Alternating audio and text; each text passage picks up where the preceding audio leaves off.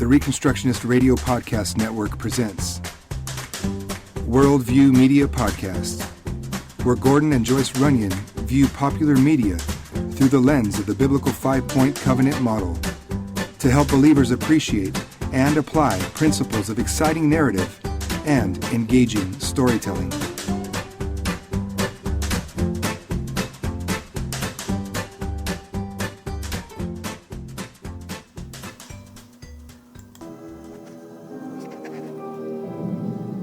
The world is coming undone. Imperial flags reign across the galaxy. Can you be trusted without your shackles? Let's just get this over with, shall we? We've a mission for you. A major weapons test is imminent. We need to know how to destroy it. If you're really doing this, I want to help. Good. Good.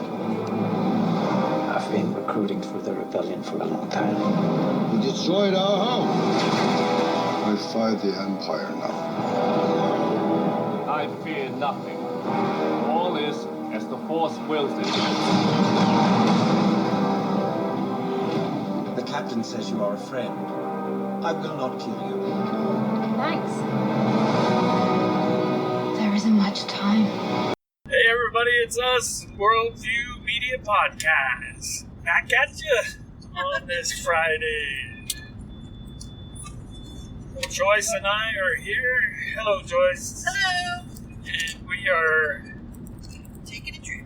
we're on a road trip. Vegas, baby. To the big city of Las Vegas, New Mexico. I thought we were on a road trip to the stars. Wait, that'd be a Star Trek. Star Trek. Wrong franchise for Whoops. this week. What's the movie we're talking about? Rogue One. Rogue One. You may have to speak closer to the microphone. Okay.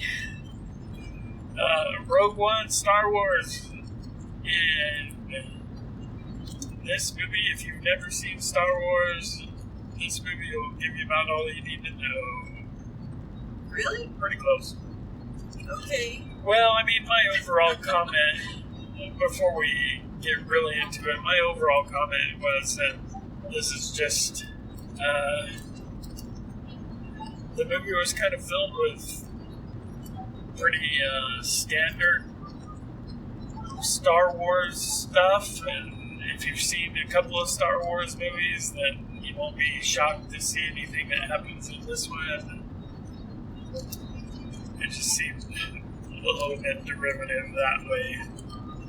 For instance, can a Star Wars movie be made where the success of the heroes is at least somewhat contingent on some other heroes disabling a shield generator? Well, isn't there one movie that's the way? They're all that way. I don't know about that. It happens a lot. And so this movie kind of comes in between episode 3 and episode 4. So the old and the new. Yeah, so it's the immediate prequel to the original classic Star Wars movie. So was this ever really anywhere? I mean, in written material? Was this always part of the deal? Was this just something they said, hey, let's throw this in because we can make it work? Or Yeah, I get the impression it was just here's an opportunity to make another Star Wars movie, and we don't have to advance the overall plot any by doing this. don't have to change anything, just kind of Right. write something in that Fill in a gap. Yeah. Well, was there really a gap? I don't know. Did it need to be made?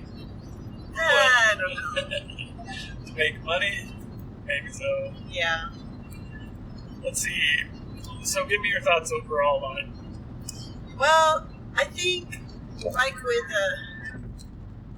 a lot of movies where they have the gratuitous scenes, and it's usually either for language or sex or whatever.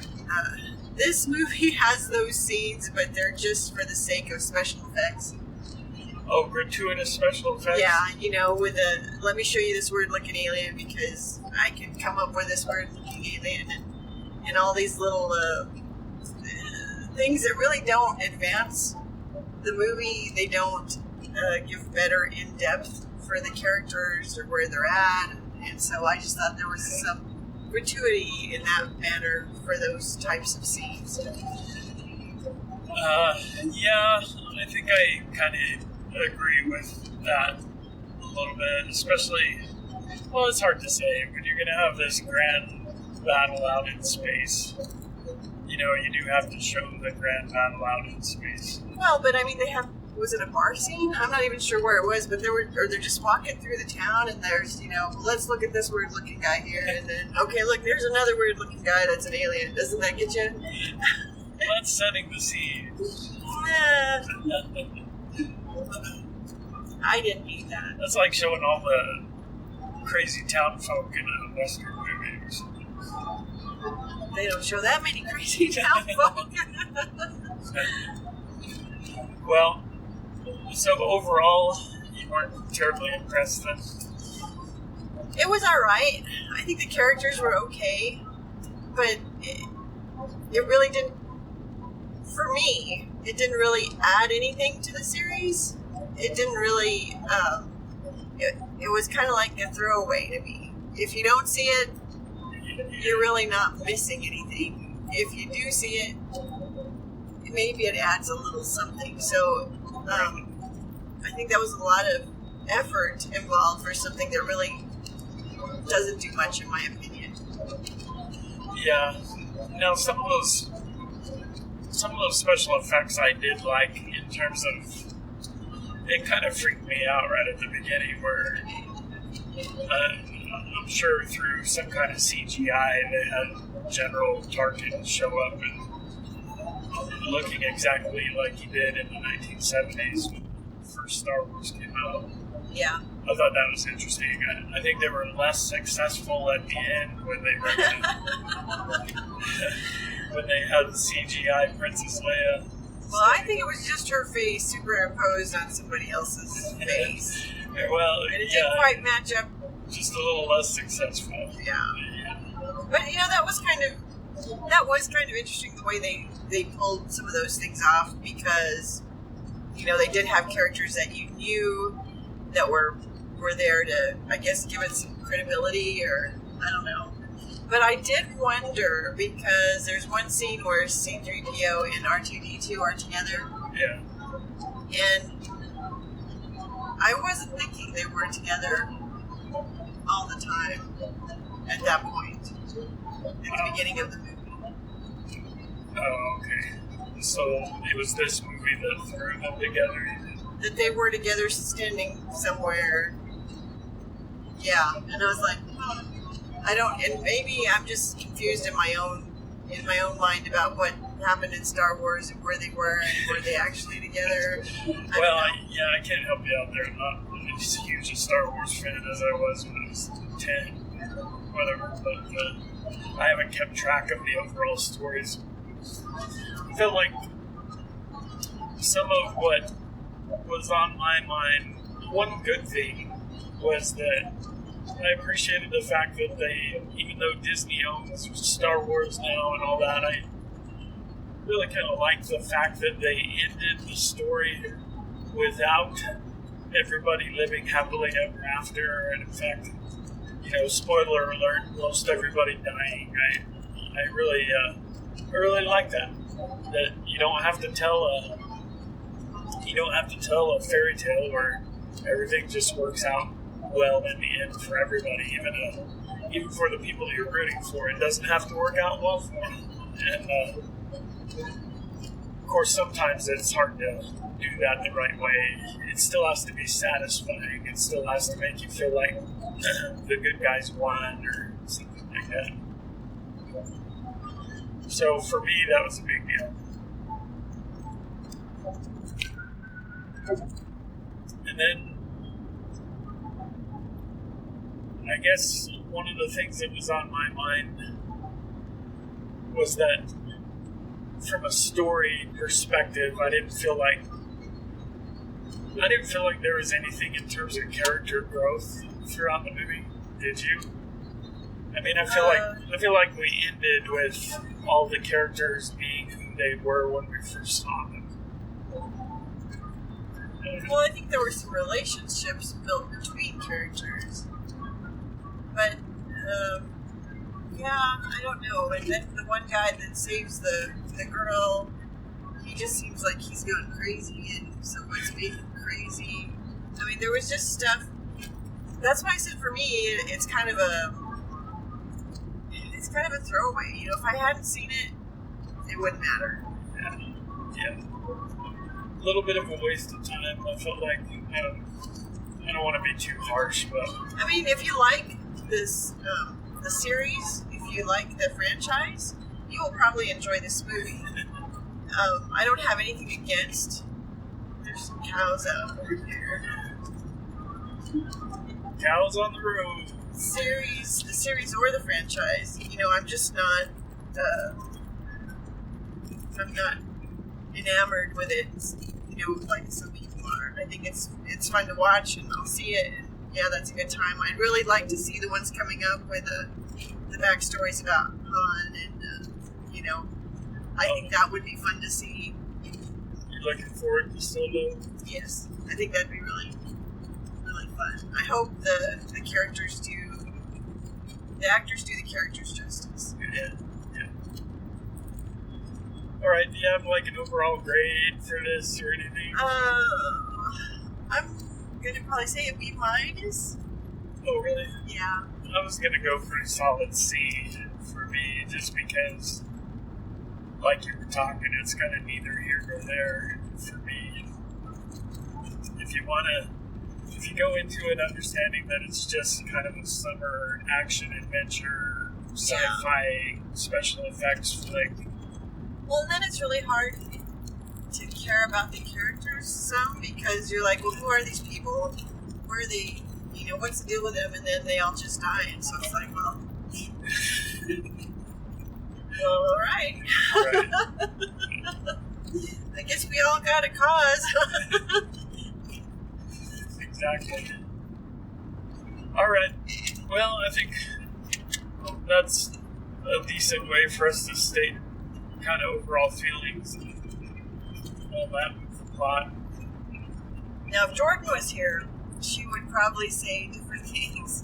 She's also seen the movie, and I talked with her a little bit about it, and she's like, well, Mom, that's the whole thing at the beginning, is that you know these people are going to die because, you know, that's how they got to this other point where they had the plans. And I'm like, where was that in the movie? Did I miss something? Was that in there when they started? And she said, well, no, you just know because of what happens later. And I was like, sure. Well, maybe we're just not plugged in. Not plugged in. We're off the grid. We're off our rockers. Right. Pro podcasting tip here. It's hard to maintain constant speed while you're podcasting out on a country road. Okay, so we're going to take our break, and we'll be right back. The Reconstructionist Radio Podcast Network brings to you a complete lineup of podcasts where you will hear practical and tactical theology. Our desire is not simply that you consume our shows, but that you also live out your faith in every area of life.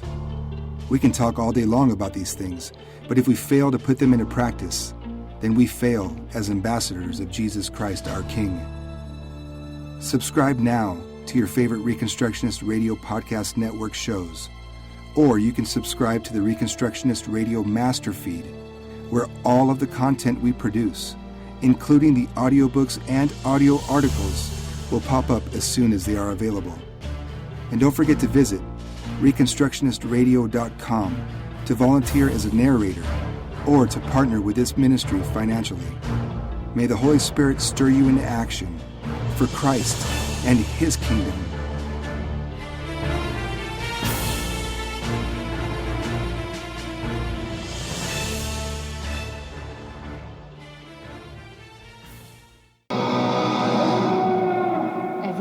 only grow stronger.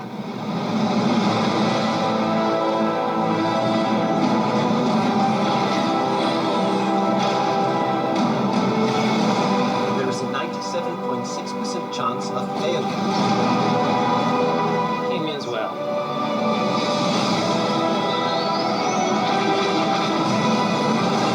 This is our chance to make a real difference.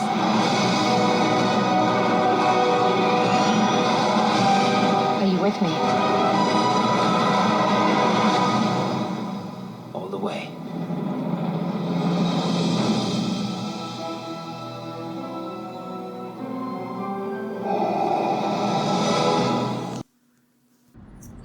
And we're back, Worldview Media Podcast, talking about Rogue One, the Star Wars story.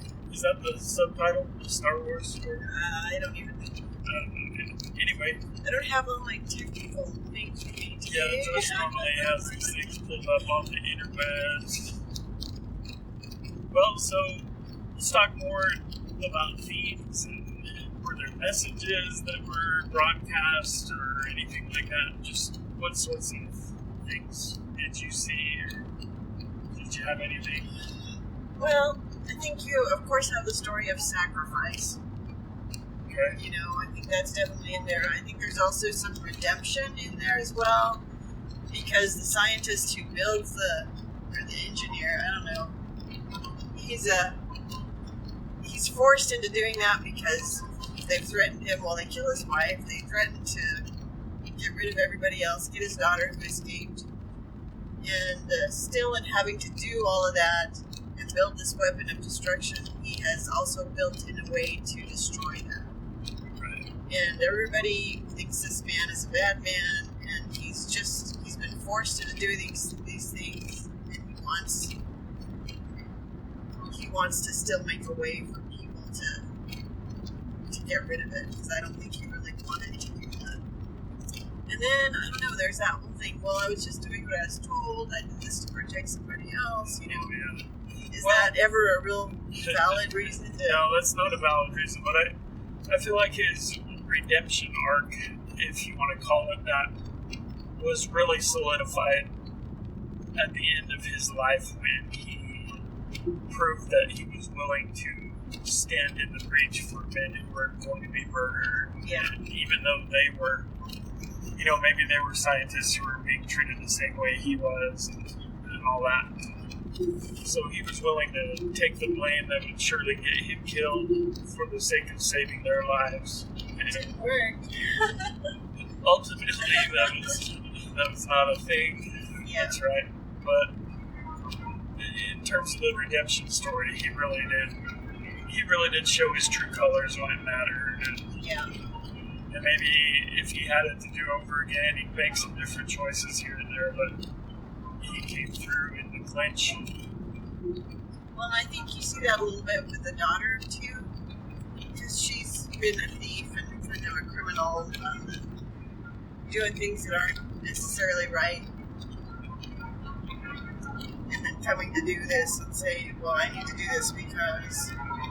Oh, where she had spent all of her life kind of acting like she didn't care about anything. Yeah. And now she gives her life in service to the rebellion. Yeah. And then that was the big thing for me. It was the sacrifice story, and everybody kind of being willing to forfeit everything for the sake of a larger cause. There were some things about friendship, though, in there. I mean, and I think their effectiveness was minimized just because of how little character development there actually was. But there were some kind of emotional, touching moments between friends, stuff like that. Even the robot guy, when he was finally destroyed, that was a little bit emotional. So that's a real thing when friends lay down their lives for friends. Yeah. Jesus came and laid down his life for his friends, and so again, we kind of run into this idea that heroic fiction, especially in the West, has been so heavily influenced by Christian thought, even when they don't know it. We count it as a heroic thing to give your life for a greater cause. We count it as a heroic thing to lay down your life for your friends. And that's really just an indication of the dominion of Jesus, even among people who don't consider him to be the king. They're still living in his kingdom and telling stories in accordance with his work and his truth. So that's encouraging. Did you have any other kind of message things? Well, they had all decided that they couldn't, as a council, they all decided, well, we can't proceed with this because it's a lose situation. There's no way we can go in and steal this stuff. And I think that's why they're called rogue, right? They did go rogue. Because they just went and said, we have to do this. Yeah, interesting. There is something there where apparently that what did they call themselves? Was it an alliance, not a rebellion? Were they calling themselves the rebellion? Rebels? But they had some kind of governing council where they were going to make decisions that would affect the rebel cause. And it looked like, just on the surface of it, that it was kind of a representative council. Yeah. Different factions and their representative. So at one point they make a decision that's clearly the wrong one, that they're not going to do anything, they're not going to take this opportunity to cripple the Death Star and all of that. And then the heroes decide to disobey that ruling, even though everyone else is kind of acquiesced to it. Yeah. That's kind of interesting, though. I mean, and that's a real thing too, and it's true in the scripture that when you have valid authority figures who are doing the wrong thing, or fail to lead their people in a healthy way, and biblically, in the real world, we would say, fail to serve the people that they're leading by leading in biblical wisdom in accordance with the law of God. In this story, in the Star Wars universe, they're clearly doing that which is stupid and is going to result in greater death and destruction for everyone that they represent. And so the heroes take it upon themselves to do the right thing, and by the end of the movie, everybody acknowledges that was the right thing that they would. And then everybody gets on board with it at the end, and there's victory. So that's an interesting concept, and I just want to point out that that's not rebellious. That's biblical, and the leaders in either the state or the church or even in the home, when leaders fail to obey God, either by inactivity or just by transgressing God's boundaries. When leaders fail to serve their subjects in that way, the subjects are fully within their right and duty of private judgment to say, what you're doing here has no authority, and real authority is earned by obedience to God. So, interesting to see that concept take place. Glad you brought that up. That kind of slipped my mind, but I'm not sure what was in there. Alright. Do you have anything else, or was that about it? I think that's pretty much all the things that I saw. Okay. Oh, well, you can't forget the Force. Oh, yeah. Yeah, it's kind of interesting. Over the course of the Star Wars movies, you see the Force being treated in a very naturalistic way, and then at other times you see it being treated as very spiritual, and even religious. In this movie, it was way over on the religious side. Yeah. Compared to some others where the Force is this kind of microscopic creature or something, midichlorians or whatever. Yeah. Well, here it's very religious. And even have people praying to the Force. Well, they would just be chanting. Yeah, they called it prayer, but it Wow. was definitely a pagan form of prayer. But, Yeah. You're just saying the Force is with me, or I am with the Force. Or right. the Force is in me. I don't know. But repeating it over and over again, it's very, very pagan thing. Then, suddenly they can do these things. They can walk out and Right. fire. And Well, that's how pagan prayer works. You say everything enough times, and you bring it into manifestation. so, it's always an element in Star Wars. Yeah, that sure was. That was kind of interesting. I guess I did You were find kind of it. interesting. I was very interested in that moment. And I don't think you noticed how interesting I was. I guess I didn't notice your interesting ways at that time. I notice them at other times now, and I say, that's interesting. Right. And I usually tell you to stop it. Stop being so interesting. Right. Well, on top of being interesting, I was also fascinated that they did in this movie swing way over to the mystical side.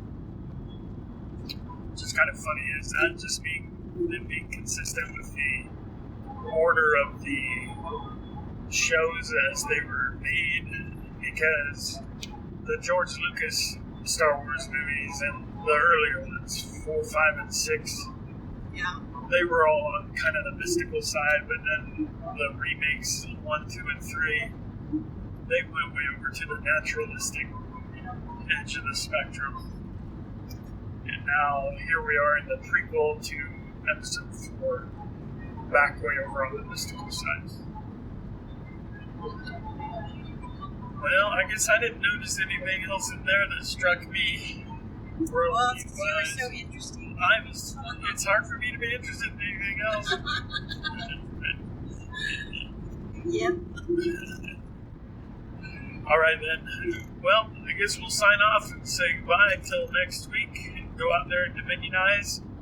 Oh, Take you every forgot. thought captive. I forgot to remind you that we are happy to be part of the Reconstructionist Radio Podcast Network. And because of all the podcasts and the audiobooks that are constantly going out, we are your one-stop shop for all your audio dominionizing needs. There you go. You were going to say goodbye. I wasn't going to leave without even saying that. We changed our format. Just Throws everything Yeah. out. flying by the seat of our pants. You don't even know. You don't even know. So we'll get back with y'all next week.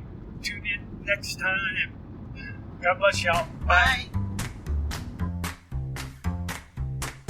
Thank you for listening to the Worldview Media Podcast.